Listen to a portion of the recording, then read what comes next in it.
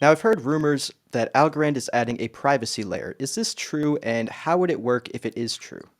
Yeah, so this is something we're definitely actively researching. I'm going to stay out of the details here, but I will say if you look across Algorand Inc. or the foundation, you're going to find a lot of folks who have super impressive reputations in the field of cryptography and the field of privacy. And frankly, I'm as excited as you are and the people listening are about what's going to come out of that. Yeah, it's a very exciting time in the ecosystem for sure. Another exciting thing is the creator economy. That is absolutely booming currently. How does Algorand plan to continue to grow the creator economy and onboard more projects like LimeWire, A Note Music, Opulus, and all the various NFT marketplaces that are building on Algorand? Yeah. So from a technology perspective, so from my world, it's all about continuing to make it easier to use, to building out standards, to making sure the SDKs are there, to making sure that these projects can build what they need to build easily and in a safe way.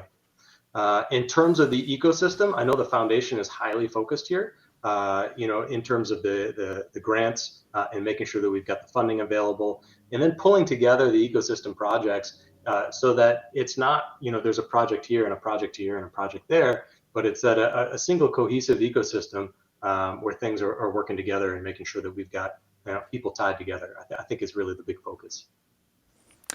Now, this next one's more of an opinion question, but there's a lot currently on the main chain. What are some projects on mainnet or currently building that intrigue you the most? Ooh, okay. I'll do some deep cut. I'll try and do some deep cuts. Um, I think the Data History Museum, if you're familiar with those guys, is super interesting, just conceptually. So what they are doing is creating NFTs. So they've got some equipment. I'm going to screw up. I apologize, Data History Museum, if I screw this up for you. But they've got some equipment like seismology, seismic equipment, right? And when they see an earthquake, they will mint NFTs during the earthquake. And the NFTs got metadata around the earthquake and that kind of stuff. And that's at a really high level and sort of also weirdly at a low level what they're trying to do. So conceptually, why do I think this is cool? One of the things about NFTs is how do they tie? You've got some that don't tie to the real world at all, some that tie to something physical, and all of those ties like tend to be hard. But this is giving a purely digital NFT tied to a concept or like a moment in time, and it's verifiable against that moment in time. So you can say with certainty that this NFT was created during the earthquake of X or during the event of Y. I think they have plans to go much broader than earthquakes. And I think that's a cool idea of being able to because for all collectibles, it's about the context for that collectible. It's not just about the collectible itself in the physical world and in the blockchain world. So I think what they're doing is cool.